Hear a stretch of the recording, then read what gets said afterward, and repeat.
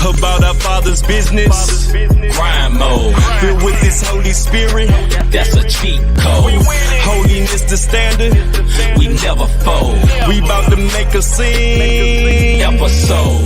About our Father's business.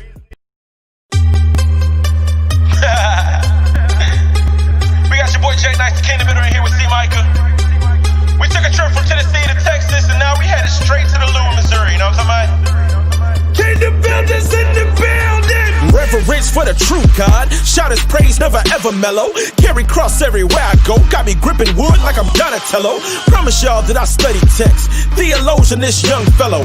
Test the kid, wish you would, boy. Spirit pulling strings like Geppetto.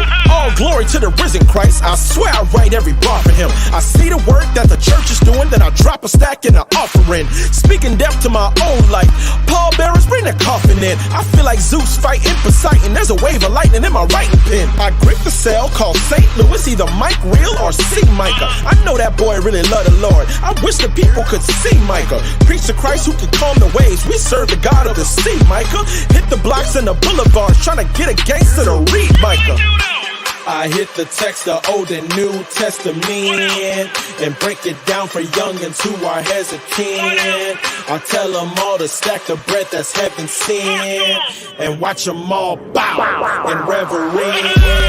There's no one that's higher than his kingdom is. Fill me with that fire, got that evidence. Satan is a liar, think I'm gonna quit. To the day that I aspire, give them reverence. Reverence.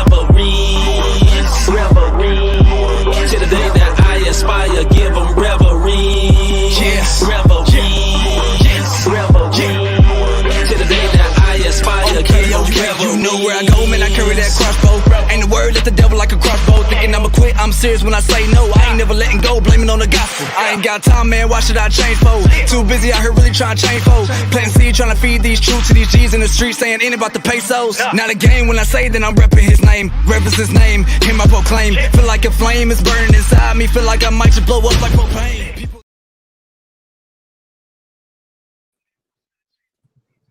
Okay. Yeah. Okay. We are in here. You pulled out the classic banger on me. I got you. Yes, sir. Boy, that little boy Ruben was spitting. Shout out to Ruben. Yeah, shout out to little bro. Hey, happy birthday, Ruben, man. Today my man's birthday. Little bro birthday Happy today. birthday, brother. Happy birthday. Yeah. So we are back. Episode number 8. Ocho.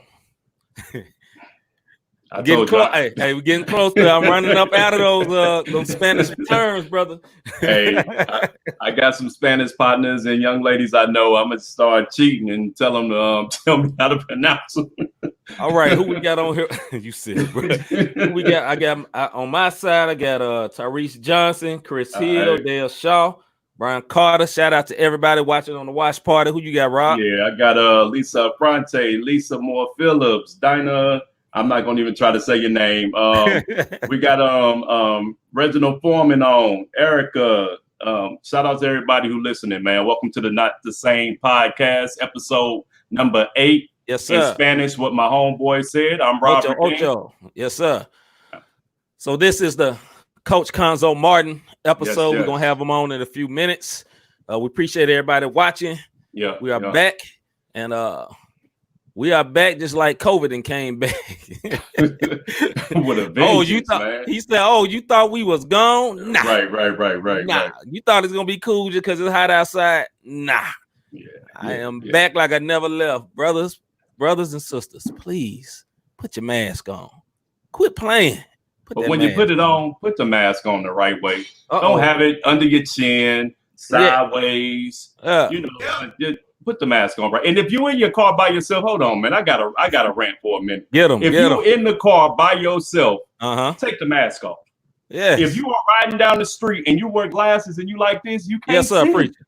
I promise you can't see. Because you almost ran into me the other day. Yep. And then I was gonna have to repent after what happened after the fact. Because you might not have been too holy dealing with them. No, it would have been holy hand. It would have been hands, but it wouldn't have been for prayer, bro. Yeah, it would have been lifted in reverence. Yeah, man. So, y'all be safe with the mask, man. Use some common sense. We might have to go back to the stupidest things we done seen during COVID very soon, sir. Hold on, ho. It ain't over. Bam.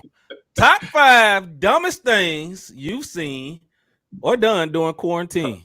Yeah. We're gonna bring that back, brother. We gotta bring it back. I mean, because every day we see it, man. So look, man, while we in here on this, the mask is not for your beard.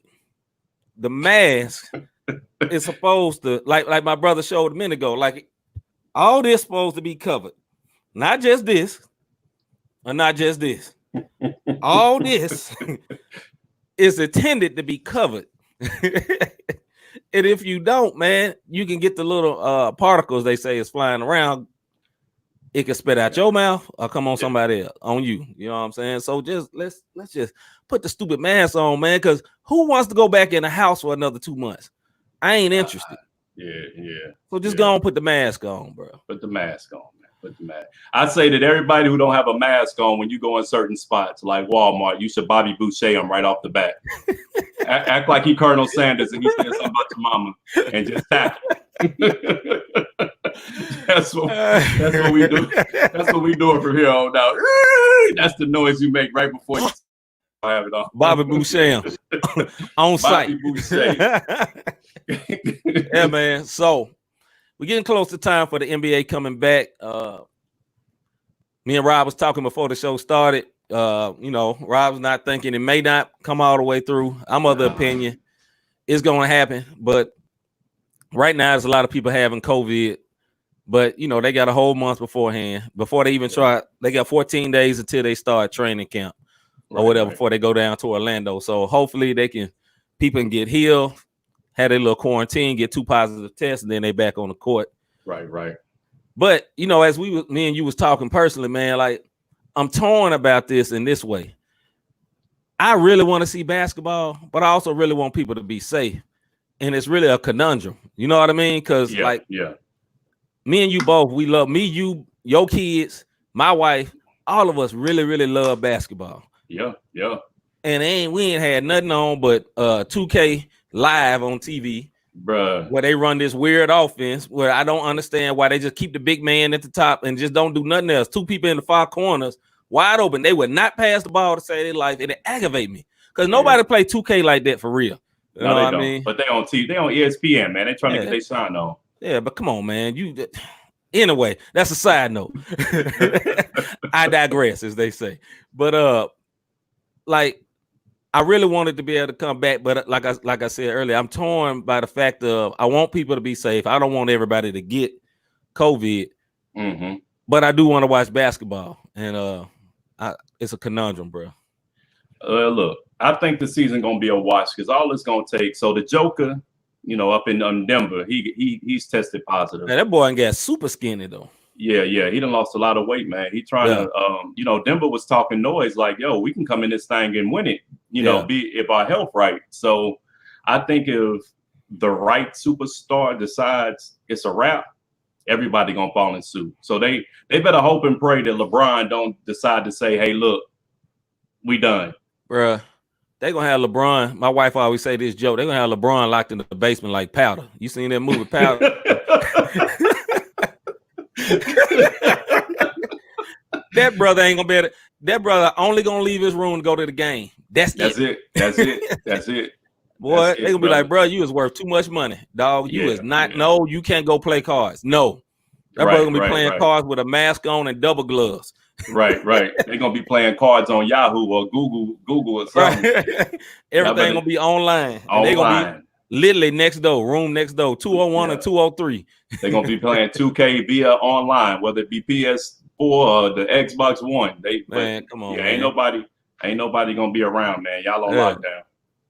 Yeah, so I really, really hope it comes up though, man, because NFL still talking about playing, and when it. Go ahead, bro. What you about to say? No, the NFL just canceled their Hall of Fame game, and then enshrinement that should have took place this year gonna take place next year. So, that's already pushed that back. And one of the Rams was gonna actually get in there. He went Isaac Bruce. Oh yeah. Hey, Bruce was the truth, man. Bruce was the truth, and he a believer, brother. Yeah, he in the faith walk. Yeah, man. So Bruce was definitely the man. He had them hands, and You know, next year, Bruce, you know you in there, so they can hopefully they'll get your avatar, the little thing that they built for them. Hopefully they get it right because they didn't jack some folks up over the years, man. They didn't jack some folks up. Y'all get a whole extra year NFL to get my man Bruce right for the greatest show on turf. Get him right. Get them right. Man, that whole team really should have been in the Hall of Fame already, man. Like they been kind of tripping on that, bro. Torrey Holt, Marshall Faulk, all of them. I mean, Faulk was a beast, man. He was. What was crazy? I love the Rams. I wasn't even in St. Louis yet, man. I used to like the Rams when they was rolling. Greatest show on turf, man. They was balling, brother. Yeah, they was hurting cats, bro. Them was them days though. Not anymore. Yeah. Well, we had the St. Louis. What was that? The XFL thing. Yeah, hey, they was the truth though. That quarterback. The Battlehawks. Was it the Battlehawks? Forgive me, all my XFL fans, but yeah, they was. Hey, they was sold out. Yep. Yeah, they was sold out, man. They broke records. Good afternoon, Miss Sharon Taylor. Evening, I mean, actually. But yeah, they broke all kind of records, man. We Battlehawks, man. That quarterback, light skinned cat. That boy used to throw that joint. He was running good. He was looking like a free Kaepernick. Already free. You know, he don't get free. Right. I think he don't get free next year, but you know, pre-free Kaepernick out there. Hey, so do our listeners a favor for me, man. Okay. And, before our guests come on, go ahead and give them a little background about Coach Martin that's coming on, man. So Coach Cuonzo Martin was East St. Louis native, born and raised, played high school in Lincoln High. I think was the name of it. East St.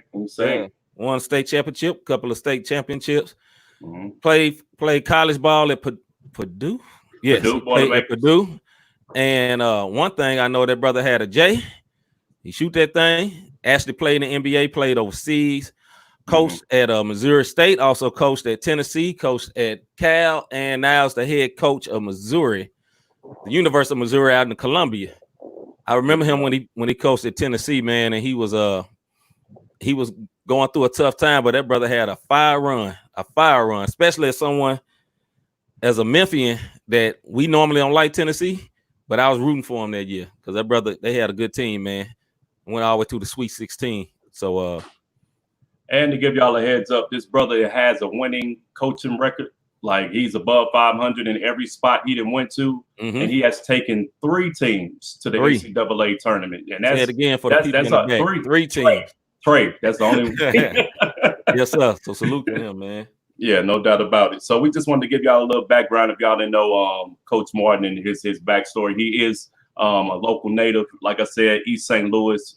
For those who are not in St. Louis, if you're on the East Coast, it's like going from Manhattan to Brooklyn. It's like going, if you're in DC, from VA to Maryland. Yeah. You just cross the bridge and you can throw a rock across the river and you right there. So, and if you're from Memphis, it's like going from Memphis to West Memphis.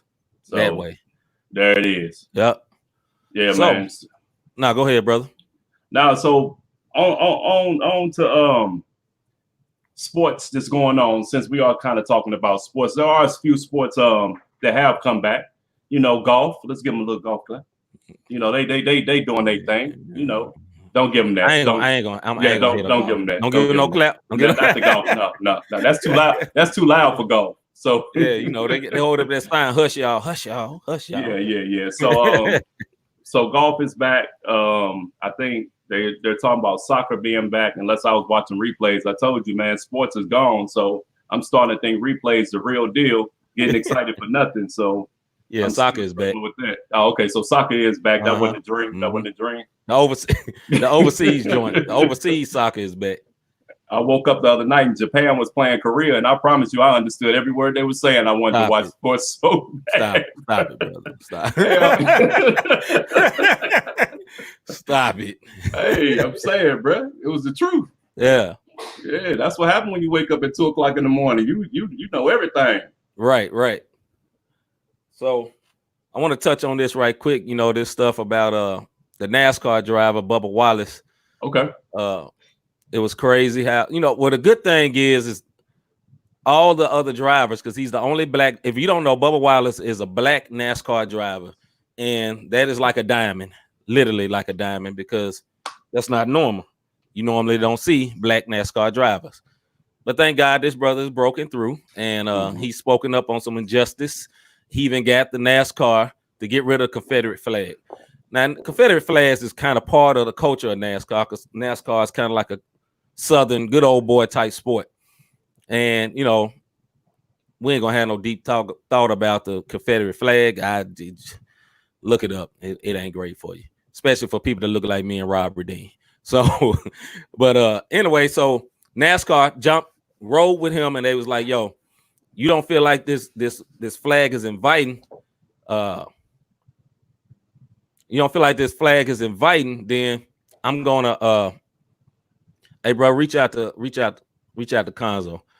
So you don't feel like this flag is inviting, so we gonna get rid of it because we rocking with you. You know what I mean? So it's crazy. But the sad thing is that they found the noose in one of the garages, right? And when they found the noose, NASCAR jumped down on them real hard. They're like, yo, we don't stand for this or whatever. The police investigated, found out that the noose was from a while ago, a couple of years ago. You know what I mean? So the people that really ain't down with the cause or getting rid of them flags or whatever, they had power because like, yo, they just made this up. But, you know, it really wasn't like that. I mean, that rope looked like a noose. So it's a sad thing. But the good thing is that they riding with him. They standing with him. White, black, all type of races. Like, yo, we not standing for this no more. We ain't standing for this no more. So that's the good part. You know what I mean? Yeah. They haven't popped up over here. Okay. Yeah. But so that's what it is, man. So hopefully we'll see some real change on this thing.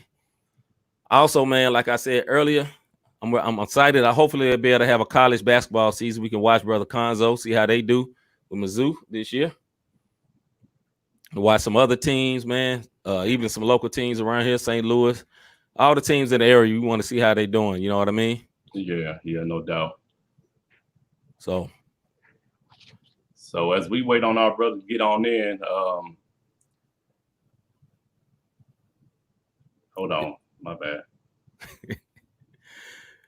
Yeah, but anyway, guys. Okay. Yes. You good? Yeah, we good over here. Okay. He ready to link in. Okay. But like we said earlier, this is not the same podcast. Every Thursday, show Ocho. We ain't talking about ESPN Ocho. We just Ocho in here.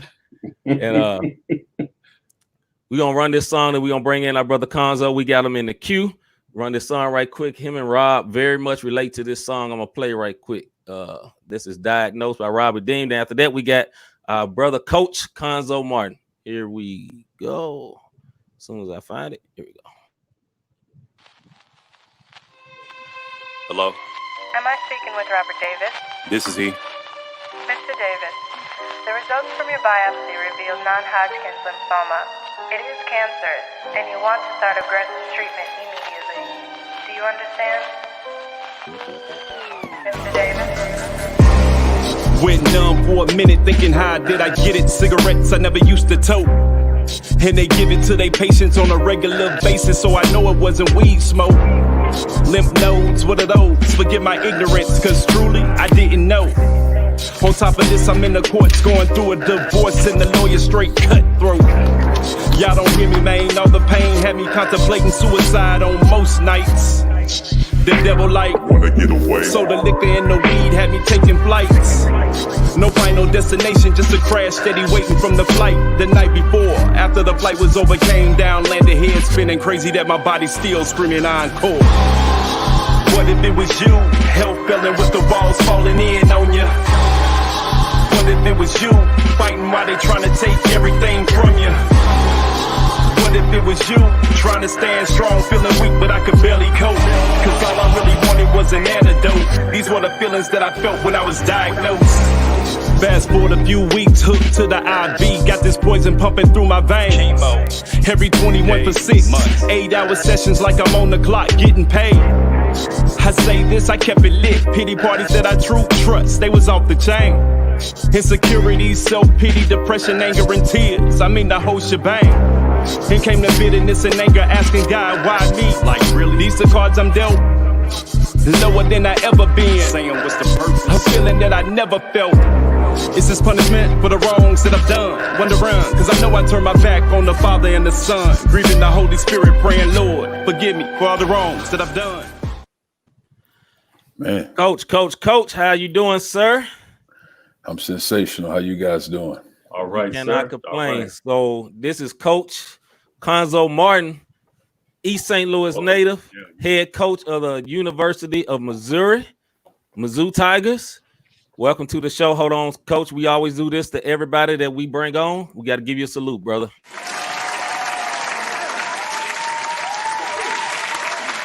Salute, brother. I like that. How you doing? How you holding up with this situation that's going on? Which one? I know it's a bunch of them, right? We'll start with the disease first, and then we'll go with the systematic disease second. Well, man, you know, of course, the pandemic, when you're talking about the COVID, the unfortunate deaths, the hysteria, the anxiety, the stress, the loss of jobs, and all that is really bad. But I think if there's a positive in it for me, just having the time, you're almost talking about 4 months to be able to spend with my family. So that's been invaluable because I've been blessed to do this for 20 years. I got in this 2000. Yes, so I've been going since 2000 nonstop to have an opportunity just to get a peace of mind to be with my family. That part has been great. Yeah. Awesome. All right, on to the next subject. The other sickness that's going on, a lot of the riots. Well, I ain't even talking about the riots. I care about the protests and people standing up. And it seems different than before. You know, this Mike Brown situation happened probably about 5 years ago. We had similar things, but it wasn't like this. It's very different. I've told Rob a bunch of times, I think one of the main things that makes it different is because of the COVID thing, you can't look away. There's no sports on. You have to really look at what's happening. And the graphicness of the death of the young man that passed recently in Milwaukee, that was enough for everybody to see it. So what are your statements on that, sir? Well, I think when you're talking George Floyd, it was very unfortunate because, again, now we've seen him for years. Mike Brown, I mean, obviously stuff that took place before Mike Brown. And then there's so many that are unknown that we never even talk about. I think just in this time, for all of us, like you just said, with sports, because with sports, you can all of a sudden this happens and next day there's an event, there's a Super Bowl, there's a baseball game, there's something going on with here. I can't go to work and I can't get rid of it. I have to see it. And then I just think, you know, like God says, not every story is a happy ending. Mm-hmm. So when you watch George Floyd and you see that, the whole world can see that.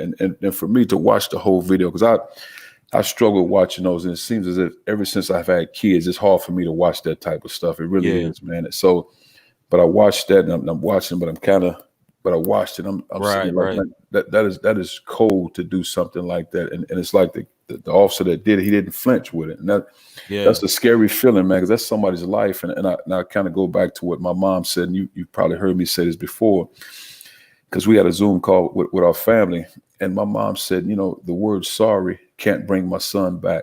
And and I think as a police officer, which is a very tough job, a high level job. So you have to be keen at all times, and you have to be an intellectual, you have to be a scholar, you have to be sharp. And you almost have to train like a Green Beret or Navy SEAL, just because somebody's life is on the line, and the life is on the line is the country that you live in. Oftentimes when Green Berets and SEALs go to battle, they're going in a foreign country, but this is our homeland. So you have to make sound decisions, and just to see that it has to be a change. And I think for all of us, I think all walks of life notice there needs to be a change now. Yeah, definitely agree with that one. Definitely agree.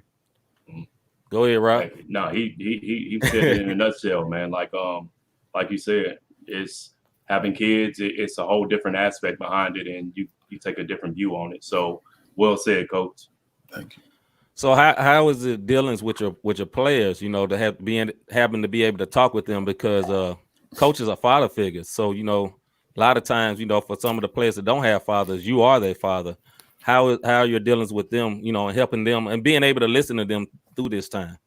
Well, I think if you talk to any player that I've been around since 2000, when I started as an assistant coach up until now, I'm always talking about this type of stuff. Not necessarily a death in particular like this, but all life stuff all the time. So that never stops. So with our players, it's not as if we rally the troops and say, let's talk about this, get on the Zoom call so we can say we talked about it. Man, this is a topic of our conversation all the time. We talk about everything you can think of as a team and as a program. And we actually have what we call real talk sessions. And we talk about real life stuff, and it's uncomfortable. And oftentimes I'm not in the rooms because they have to be transparent and speak. So when our assistant coaches are in the room, everybody's an equal. When they have those conversations, it's not a case where I'm judging you, not where you come from and all that. And plus where I come from, and I have loved ones on both sides, my mom and dad's side. But where I come from, I've seen some things. So for me, I have to give that information to these young guys and to say, okay, man, how I look at it as a coach, as a father, and as a leader, I always say I have to be your lens for 10 or 20 years down the road. So you have to trust my eyes. You don't have to agree with everything I said, but trust the fact that I'll put you in a position to be successful in life. And again, you have to do the work, but trust the fact that your parents passed the baton to me, and I got to pass this baton to this real world. You got to get out there and function in this world. So I think you have to get them to understand it. And again, you don't have to agree upon everything. It's not as if, and if hopefully she's not listening, it's not as if I agree with everything my mom said, but when she, you're in the courtroom, you put the mallet down, boom, when she said it, that was it. Stamped it. Yeah. So speaking of being a father figure, and you having a family, being a coach and having to prep, the biggest thing that I hear a lot of people say is time management. Yes. How do you do your time management? And then how do you keep a balance in between those things where you're not losing it mentally yourself? Well, I just always, I just pray for strength in a lot of situations. I have a tremendous wife. She's an intelligent woman. She's strong. So we make a great team. But the thing for me, what I've struggled with since I've been in the coaching, so I would say more so when I became a head coach. So I guess in the last 12 or 13 years, I've struggled with sleep.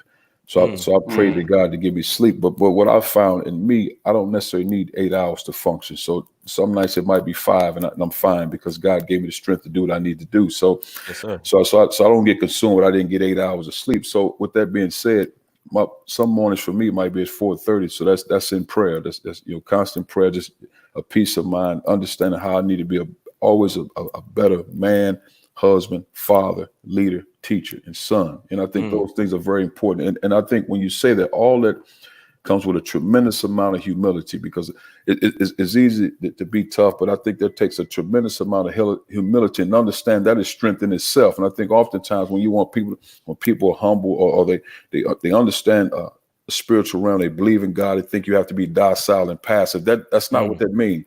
Right. But I think the strongest man is one that can have humility and compassion for other people, but also grateful for everything that's been provided to him. Yeah. Amen to that. All right, Coach. So we getting into the ringer questions now. We was nice. We've been cool. Go right ahead. Now we finna turn the fire up. No, I'm kidding. No, have it your way. How far into your professional playing career did you know that you would be a coach? I didn't, to be honest with you. I remember my junior year. Might have been my junior. We were huddled up as a team, and my teammate Glenn Robinson, the Big Dogs, the #1 player in the draft in '94. Yes, Big Dog. So that was our junior year, and we were huddled up, and I don't know what happened because I did what I need to do in the classroom. I wasn't a great student. Not that I couldn't do the work, but certain class I enjoyed, I applied myself. But certain, and it wasn't like I went through the motion, but I just didn't max out everything I need to do. So, and coach just kind of chewed on me, just said, so many in his choice words, and he was always a good man, so his words weren't bad. But more or less, he was saying you need to get in gear because you're not going to be a guy that plays 5-10 years in the NBA. And the reason why I said it wasn't like he shot at my ego, but my knees were so bad. I understood what he was saying. So it wasn't like he was saying something to defeat me. So what he was saying, you need to get in gear in the classroom so you can be successful in that world. And I understood it. So, but it didn't sink in really till my senior year, and between my wife and the coaching staff, and not like they had to make me go to class. So it's not that, but just really understanding the importance of what it means to get a degree. Yeah. But when you don't see that a lot in growing up, and I say this with respect, when you don't see a lot of people with degrees, but you do realize the school teachers that taught you had degrees. So in my mind, I don't know what I was processing. but you don't, outside of a lot of love and being a school teacher, when you went back home, there was not a lot of business or corporations to go back home to. So you figure, how do I make it? So I never thought about getting into coaching, and how I got into coaching. I had just signed a contract to go. Well, I signed a contract to go back to play in Italy, and 2 weeks before I was about to leave, Coach Katie called me and said, "I have a job for you, but it won't be until next year."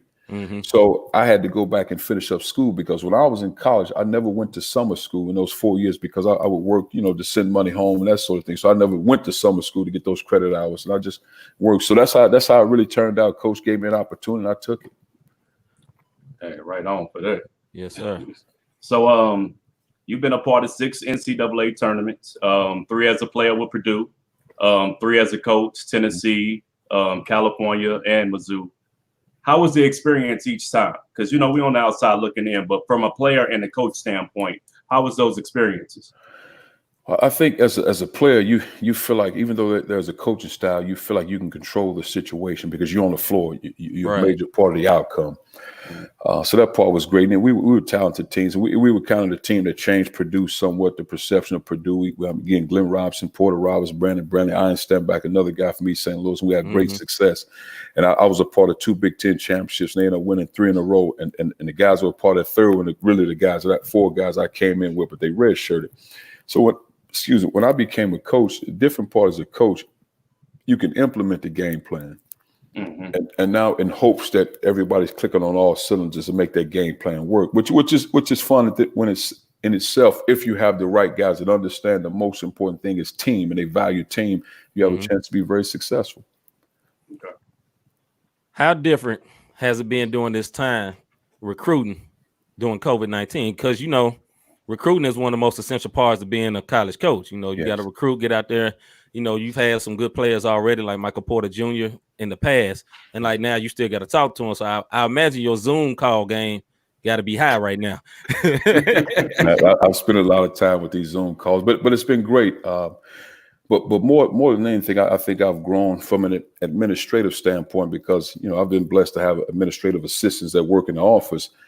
But when you're at home, you have to do those things yourself. So I've learned a lot how to maneuver with these computers. So that part has been fun for me, just learning and growing and mapping out my own schedule and all that. So it's been great. But I just think recruiting, I think for the college game, I think it helps all coaches understand moving forward a better way to recruit. So now you can be more efficient with Zoom calls and building relationships that way, as opposed to you before you meeting a young man. Because oftentimes before the Zoom calls, you try to build a relationship by going to watch him work out at his high school. You don't have a lot of interaction until they become seniors. Well, you can do Zoom calls now and build their relationships, get a chance to see the family members, and now there's interaction. Then you can move forward, and before you see the person, there's a great relationship that was built. Okay. So yeah, no doubt about that. I never looked at it from that standpoint. I guess you would have more access via phone than you would having to, take a flight or whatnot.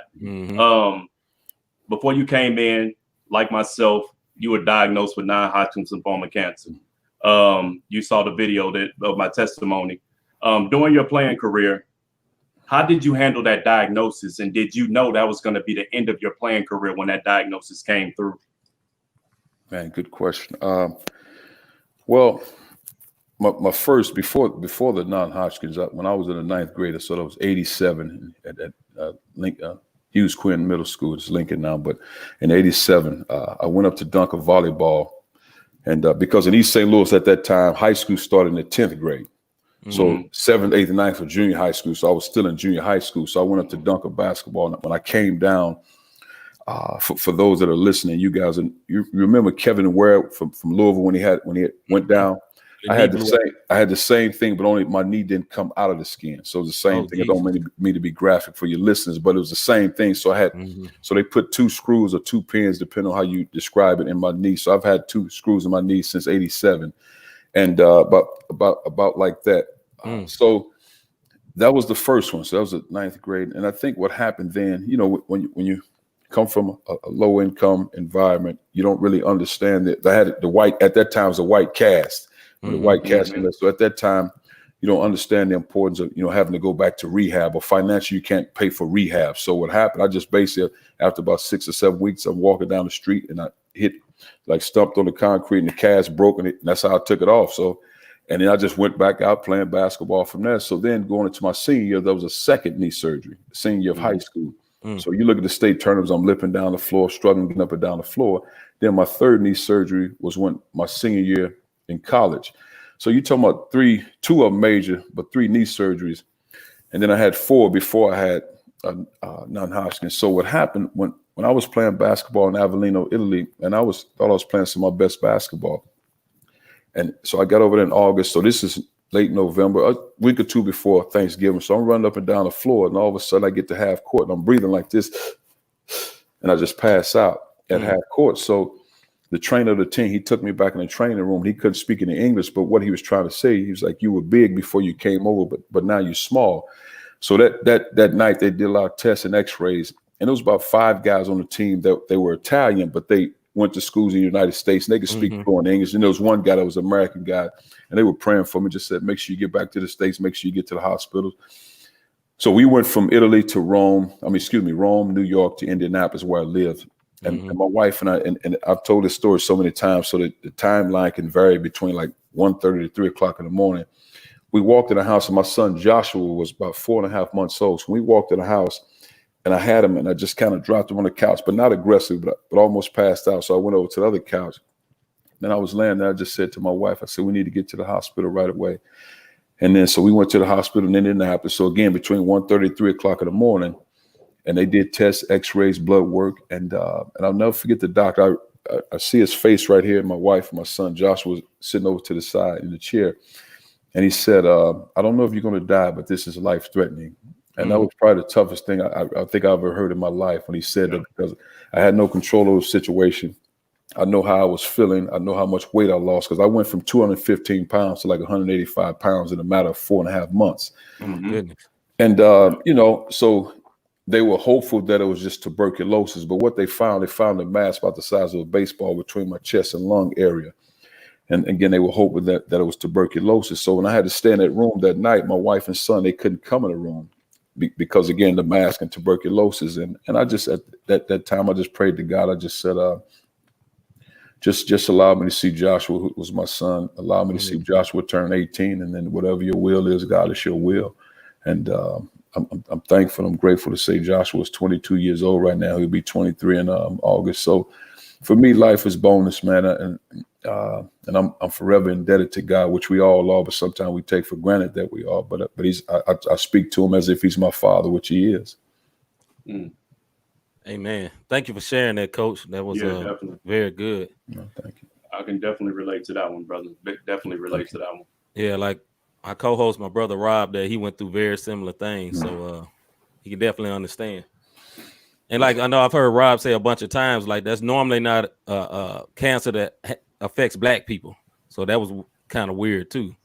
You know, the thing for me, and I tell you, and I'm not, and I got to gather myself as I say this, and I'm not saying this as a superhero, but you know, I was to a point where just, God, whatever your will is, because you're so exhausted, your body's drained.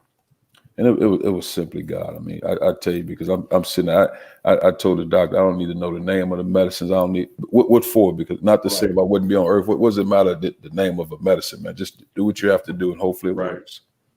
Right. Man. Okay, yeah, Coach. No, go ahead, Rob. Go ahead, man, because I'm just, like you said, I'm just kept gathering myself, man, choking up over here, because I remember those same conversations. Go ahead, see. All right, Coach, this is something I hear a lot of people talk about. It's very common in basketball. If you up 3 with 10 seconds left in the game and the opposition have the ball, do you foul to get the ball back? Do you don't foul and just play defense? I've done it both ways. I think for me, it has more to do with the guy. If we can get a timeout, and whoever I have that's defending the other team's ball handler, if they bring the ball up the floor. Now, if they bring it up the floor, we'll probably foul. If it's in the half court where they got a chance to make a play right there, I don't think we'll foul. I think we'll be sound, we'll be solid. But if they bring the ball to the floor, it oftentimes depends on who I have on the floor, the guy that I trust that's guarding the guy that's probably going to make the decision more than anything. Yeah. Because, you know, it's a lot of times, you know, you hear the announcers, they be like, he should have fouled. But, you know, sometimes in the moment of the way the game is going, it's better just to let it go. Because you know what I'm saying? Because you may lock them up. You know, you may break the whole flow of the play, you know.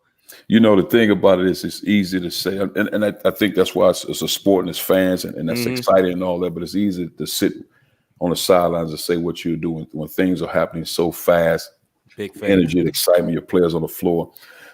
Trust me, coaches prepare and practice those things all the time. It's just what you feel good with, and you can't get consumed with what somebody says is commentating the game. That's what they get paid to do. So I've always been a guy that do what I feel, trust in my staff. We try to practice and prepare those things, and even if the other team knows it's coming, as long as we prepare to go through it, we'll go through it. But just, you know, I go to my daughter's, you know, volleyball games or my sons, their sporting events, man. I sit there, I don't say a word. Because it's easy to sit there and say, hey, you should have, man. Because again, that's easy. You can rewind that. But it's happening fast. It's live. But plus, you also have a pulse of your current players. You know what your players are about. You know what they can and cannot do. Yeah. All right, Coach. Well, you got through the question segment. Now we're gonna hit you with these one hitters. Hold on. I got one more, Rob. I got a bonus question. I got a bonus question. Well, bonus up then, brother. All right. This is a fun one, Coach. I see that you led the Big Ten in 3-point percentage while playing at Purdue, shooting a whopping 45%. Like you could be playing right now because 3 points is everything right now, right? The question is, Coach, is your jumper still wet? No, it's really not. It's wet like mud. It's in the mud, but it's not wet like. No, it's just, you know. I had shoulder surgery. So just get my arm up. It's I you know, when I stopped playing, truthfully, I prayed to God, I don't want to play again. I have no desire to play again. Now, when I was at Purdue as an assistant coach, we would play noon ball. You had football coaches, always good time, just entertainment. So that was probably 3 or 4 years. But after that, I just said I have no desire to play again. I just, because I've been around guys, you know, teammates, friends that really struggle when it's over and they can't make the next step or the transition away from it. I just pray that I'm done. So I rarely, if ever, really shoot balls. I got one more question. My wife had a question. I'm going to show this up here, but I'm going to read it. She said, you mentioned coming from a low to moderate income family. What advice can you give aspiring ball players regarding being diligent with your finances now? Good question. What advice can I give aspiring ball players to be diligent with your finances? I think that's very important. I think there's we oftentimes say education, and I'll kind of give context, and I might say a lot of different things. So hopefully I can come back to answering that question. But education is first and foremost, and you don't necessarily need to go to college to have an education. I've said it before, and I say it respectfully. I probably have 30 credit hours that I got in college that I can't even remember those classes. I think we need to spend more time in college in teaching real estate. Okay, if I'm a scholarship athlete and I have $3,000 laying here, what if I go buy that duplex right there and put money down on it, and all of a sudden I'm done with school 10, 15 years later, that's still making money for me. So how can I make money in college? Because I think nowadays you have athletes that have a substantial amount of money. So what happens is if they're not getting an education at home, and there's nothing wrong with that. In the schools, we need to teach that. We need to teach craft. We need to teach shop. We need to teach how to manage money. We need to, instead of oftentimes going to school every Friday, let's have a field trip to go to the bank. Let's go to a bank and understand how that works. And as a bank, speak to me as if I'm a second grader. And I say that respectfully because oftentimes you can talk over somebody's head and I don't get the information. So I've always said, why do we have to go to school every Friday? Why can't there be a field trip where in the proximity of 100-mile radius, I visit every university and I go get some information from that university to educate me on what life has to offer? We don't need to go to school Monday through Friday. Let's go on field trips and get ourselves educated. And I think that's very important. But to talk about money is just the basis of being able to okay, and again, I'm going all over the place because I'm adamant about this, but it's all good, Coach. We have to do a good job of spending money in our own communities. We don't own a lot. We're not landowners, and often, and I don't say that in a negative way, because you go back in the 1860s after the Emancipation Proclamation, we were freed as slaves. We were freedmen, and we worked extremely hard. We had 14 to 15 people in Congress, so we worked extremely hard. We were very successful. We had our own school. We did a lot of great things. But all of a sudden, you look at Memphis, the chaos took place. All of a sudden, riots, and it wasn't us rioting. We we had great times. All of a sudden, New Orleans, they tear New Orleans into black communities. So everybody knows about Black Wall Street. So you destroy communities. Now it's hard for us to recover. Yeah. So and then you look at all the work that we've done over a course of time, and we have nothing to show for it because it was taken away. We should have got land ownership. I've never understood as a people, as blacks, we never had reparations. And oftentimes people say it to be said, but when you go back and study the history and understand it, we were a major part of a lot of wealth. I mean, you're talking about $1 billion industry was the cotton industry back when they had the cotton industry going on. We were a major part of that. We have nothing to show for it. It's not because we don't have the work ethic, we don't have the desire, we don't have the fight. It's because it's taken from us. Jesus. Yeah. Yeah, I know. that's true. I want to move on to the next one, but that's kind of let that sink in. For those who just joined us, we have head coach Cuonzo Martin, head coach of the Mizzou men's basketball team, NCAA. So if you're just joining us, that is him that you're seeing on the screen, and if you're listening, that is the voice you are hearing. Go ahead, C. I just think it's very important what you said. My wife is in banking, and she's a sister in banking, and one of her main jobs is community development. And I think what you said, her question was right on point, and what you said is on point because my brother-in-law, my little nieces, he taught them how to run checkbooks early. He taught them how to balance their budget early. So like one of my nieces, she just got her apartment. She took care of all her own stuff because she was raised that way. And, my parents tried the best, but it was different. But I think what you're saying is so important because like what you learn young can help you when you get older. You know what I'm saying? Yeah. The one thing that we have to understand, and I love all people because the beautiful thing about my mom, she didn't raise me to do any hating. We didn't we were so busy trying to make it, we didn't have time to hate. Amen. And we just enjoyed growing. And my mom, she would take us to these home shows and, out in the St. Louis areas. And, she would just always say, dream big. You have to dream. You have to believe. And we would do that, and I'll say this because I try to be transparent when I speak. And sometimes it's tough. But oftentimes and I was a part of this, I would say, man, I want to make it out. I want to make it out. I'm going to make it out. Well, that's not how we should think. We want to make it out to get back. That's what we should be doing, trying to get back to our communities. We have to get back because what happens, I'll say this, if we work hard to educate ourselves and go to college and have successful lives and nobody ever come back to the community, who's feeding the community? Because all the successful people left the community. You have to go back and feed the community. And I think that's very important to understand. Then there's no business in the community. And then what we have to do, and it's hard because progress is painful. Yeah. Progress is very painful. You have to be strong. You have to stand in it. You have to be strong. And what we have to understand is if we give dollars to businesses, that means there are people that look like us working in those businesses. Not to be all, because it's all people. Yeah. And if it's not, then we have to move our dollars elsewhere. And I think we have to be sound in that. And that doesn't need to be a violent movement. I'll just take my dollars elsewhere because I want to spend my money. If you got people that employed that look like me, they could be all walks of life. That's beautiful. It doesn't matter. Asian, all Hispanic, we all can be successful. But we have to understand if you don't support the community, then we need to go elsewhere. And I think we have to be solid with that. We can't run from that. And it's tough. Like I said, progress and moving forward is very painful. Then we talk all the time. We say, okay, everybody's in this movement about voting. Okay, vote for what? What am I voting for? Who am I voting for? Why am I voting for this person? Has this person showed me in this community that he's willing to help this community before I vote for him? Because I don't want to hear about what you're going to do when you get in office. If this person, male or female, hasn't showed me that, I'm not voting for it. And then what we have to do in the Black community, this is very important. We can't get caught up in Republican and Democrat. Who can help this community? Who can help? I mean, so we have to educate ourselves. We're talking about voting. Well, what am I voting for? Because I think our two biggest issues, the criminal justice system. We have too many men of color being locked up. We have too many men of color. So who's the prosecuting attorney? Who's the DA in that community? We need to find out who that is. Right. And that's a whole community. Find out who that person is. How many? This person locked up. This many people locked up. Oh, we need to go in a different direction. And we cannot run from it because what happens is time will pass, and then all of a sudden we all expire. And then because think about this. It was Martin Luther King. It was Rodney King. And here we are. it can't be another 30 years. Right.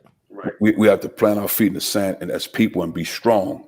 And we have to embrace all people because everybody's involved. It can't be always just, and then the other part is not, and one of my players asked me this question, man, if you want to live around all black people, or if you want to live around all white people, all Hispanic, all Asian, or diverse, that's your right. You have the right, man. That's a human right. I should be able to live where I want to live. That's a human right. And we have to understand that, man. This is the thing, too. And I think as a black community, this is where we will get stronger. We have to do everything in our power to lift up the black man. The black man. I'm not disrespecting any white people, any black women, or any other brown. The black man, because the black man has gone through a lot. We have to strengthen the black man. Think about it. You got to hug the black man. Don't be afraid to hug the black man when you see him. Man, you look good today, man. I wish you the best, man. How's your family doing? Hey, man, you need help, man. Because all a man ever want to do is to be respected. Now, how am I to look at my wife and my kids if I don't have a job and I can't provide? What do you think my next option is? I'm a man. I want to be able to provide for my family. Exactly. How you expect my wife for me to look at me respectfully and say, man, that's my husband. That's a man. My kids, that's a man. But I can't provide for my family. Everybody hit hard times. But I'm talking about I can't get any opportunities, but I've shown the work ethic because nobody will hire me. What do you think I'm supposed to do to provide for my family? So I think we have to embrace the black man and show him as much love as possible and give him opportunities and uplift him, man. You see a guy that's working, he don't have a nice suit, man. Help him out, hey, man. I got you right here, man. What else you need? And man, I wish you the best. If I can help you anyway. And we have to do it because what happens, and I say this word cripple respectfully. You're right. When the black man leaves the family, it cripples the family. This is facts. God made man and woman. It's man and woman. He made Eve from Adam's rib. Yep. Right. Man and woman, we're in this thing together. We both balance each other because what happens is as a young boy and I look in the mirror, if I don't see the father figure, then what do I see? I see my mom, which is a beautiful woman. So I developed those mannerisms, those ways. Talk to him, coach. So then all of a sudden, if mom is not around, she's working. What do I find in the streets to develop? I look at that. Okay, that's what I want to be. That's the image. That's my mirror. That's what I see. So we have to understand, we have to strengthen the black man as much as possible. We got to do a great job of uplifting each other, man. I just pray to God every night. John 14:14, God says, if you ask in my name, I shall give. And the two things I ask God all the time, well, I ask him a lot of stuff, but God, can you intervene in this world? Because I just think as black people, if we try and do it on our own, it's not going to work. Because we're 70 years behind when you're talking about the wealth gap. 7-0, we're way behind. So God, until you intervene, this is going to be a real fight for us. And then the other thing I asked God, I said, God, strengthen the households so these young men and women can be strong, growing. These kids can grow up, strengthen the households, strengthen those households. And then the other thing is, God, if you can, let's get these guns off the streets. Our young brothers and sisters, man, it just, I can't even watch the news. It make my stomach hurt. I pray to God that we can find a way for our young brothers and sisters to get those guns off the street, man, so we can move forward. And man, it brings me to my knees. That was so on point, Coach. We really appreciate you saying that. That is powerful and on point. For real. For real. Yeah. Nothing else needs to be said after that. No words, serious, right, Rob? No, I know. No words. That's as sis say, he giving the whole bird, not just nuggets. You know. Yeah. Yes, sir. Seriously. Okay, as we gonna get you out of here in a minute, Coach. The last thing we gonna do, you got this thing where we call quick hitters. Yeah. So we say one word and you give a quick answer. So it'd be like macaroni, cheese. Okay, you know what I'm saying? Something like that. Okay. All right. So I'm gonna start it off. Here we go. Coach Gene Katie. Legend. Yes, sir. Glenn Big Dog Robinson. Beast. Yes, sir. This is one. This gonna show if you really from the east side. Chinaman or Rice House. Wait, see, no, hold on. No, seriously. I'm going to answer that, but there's a disclaimer. And I'll tell you why disclaimer afterward. But I would say Rice House. And the reason why, because we grew up like that. And I'll tell you what, because, and I can show you the text, but I said to our director of operations, I said, I need to meet the Asian community and the Jewish community on campus. I said this, so I got that set up next week. Yeah. because you know how we grew up, we would say the Rice House to China. Right, right. So that's why I want to leave a disclaimer in case somebody says, "Oh man, why Coach graphic like that?" But I would say Rice House. Oh yeah. All right. R&B or hip hop? R&B. I already knew. I could tell.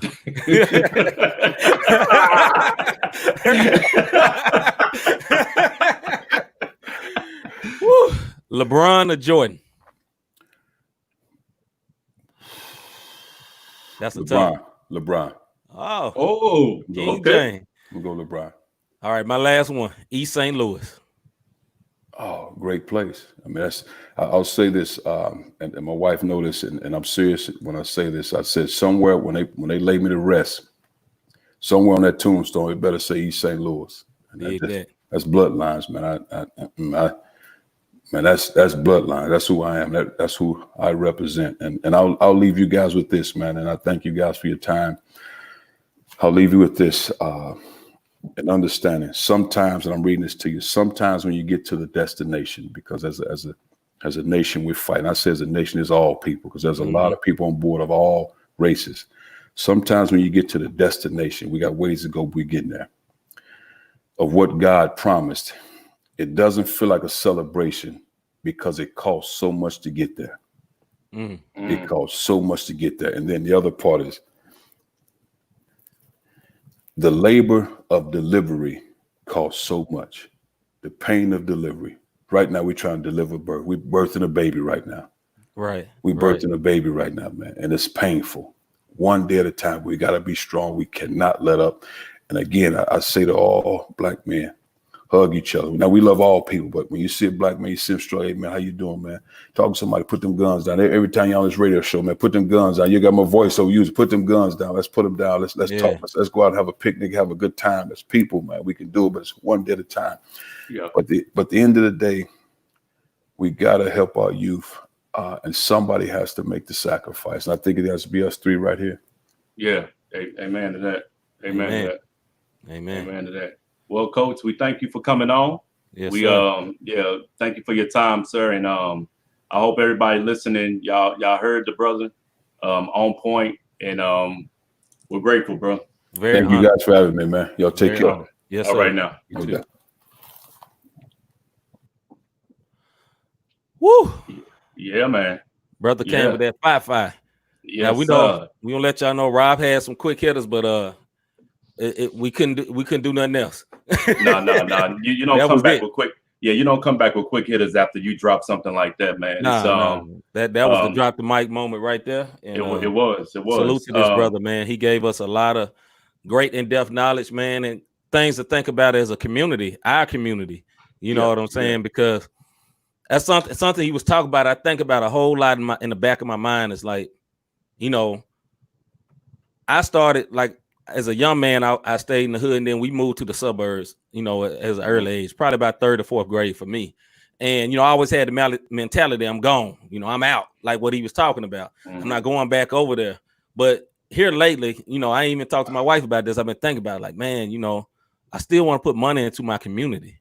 You know what I mean? I really want to put money into my community, and right.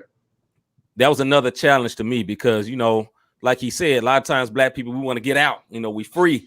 We get a little success. Like me and you, we got good jobs, and we mess around and we become managers and leading other people and all that. But, we love all people. I definitely do. I love white, Black, Asian. One of my workers on here, Josh, he's an Asian man, Korean young man. What I'm saying? What up, Josh? Shout out to Josh. But, at the same time, just even with like his community, other communities stick together, and it's not like they ostracize other communities, but we stick together to help build each other. And I really received that challenge that Coach said, And if my wife watching this, yes, bring the boys down. Go ahead. Bro. Yeah. So no, I'm just saying, we've said this over the weeks, even when Steve was talking last week, and we kind of talked about it when Petty was talking, and we mentioned voting a little bit. Like I said, do your homework, man. Find out who it is you voting for. Because he's right. If you just going to vote to cast a ballot to hold up a sticker on Instagram or whatever, that ain't helping nothing. Because you might have just voted the very people that you don't want in. And we're not trying to make this political, but he had a point. For anybody listening, who got ministries. Y'all know I will hit the hood in a heartbeat and go out and minister. Nigel, MOG.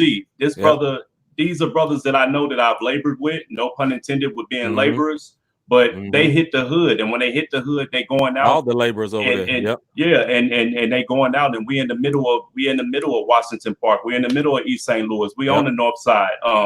Brother Rand on here. I did ministry with him. So going back and putting back into the community and telling people, about the Lord, you know what I'm saying, through ministry, and then just loving on them. Me and Save, we did stuff on over in Walnut Park. You know what I'm saying? We're in the middle of Walnut Park having so going back to your community is very, very important, and not being afraid. You know what I'm saying? Like, don't let the media make you afraid. Is this stuff happening? Yeah, it's happening every day. And it's some spots that you might not want to be caught up in. But what I'm telling you is you can't shun them, because I was shunned before, and that's the worst feeling in the world, to have somebody looking at you like you crazy or shunning you for how you're acting. Some people just don't know no better, man. Yep. I fully agree with that, man. So once again, we're so grateful for having Coach on, man. That brother was on point. On point. You think about it, like, man, I want to ask him all these basketball questions, but I was like, man, this brother was giving so much knowledge on the empowerment of us as a people, and it's just awesome, man. I'm so grateful, man. No doubt. This is one for the record books. Thank you for everyone for watching. No doubt. As we come to the end of the show, man, we're so grateful. As we say plenty times, you could have been watching anybody, man, but you watching us. Shout out to BJ Jefferson, my cousin. Frank, he was watching. A lot of people that was watching my wife on the road back. They coming down the stairs now, my little nephews. I just appreciate everybody coming on and watching. It was a great time. Great time. So Rob, tell them about some of these sponsorships we get. So check it out. For all of y'all who have a business, any type of apparel, hit us up. Go to www.notthesamepodcast.com. We got sponsorship packages. We're gonna update it a little bit. When we play the 30-minute replay on Instagram, you can have your logo on the outside during that 30 minutes. You can sponsor a show. If you have apparel, men's apparel only, no foolery. Provide us the apparel the same way I'm wearing it, not the same. This could be your apparel right here, as long as it's men's apparel. I gotta say it again, men's apparel. So we just what we're trying to do is just give you a platform for advertisement. You don't have to do a sponsorship. There's different packages. Again, www.notthesamepodcast.com. For all of my artists out there, we're still looking for the music. Artists, if you've submitted your music, we haven't forgot about you. Your music will be played. So just know we're trying to give other folks a platform so you can be seen as well. And so this was Not the Same Podcast. We appreciate everybody watching. We'll be back next week. We might have a guest, we might not, but we definitely gonna have some fun. As you hear in the background, you saw my little nephew, and you hear the hollering and all that. That's what happens when the babies hit the building. But we love them. I'll pass that stage, brother. I know. Your babies want money and clothes and cars and stuff like that. Yeah. I don't even want to talk about that. I just got sad.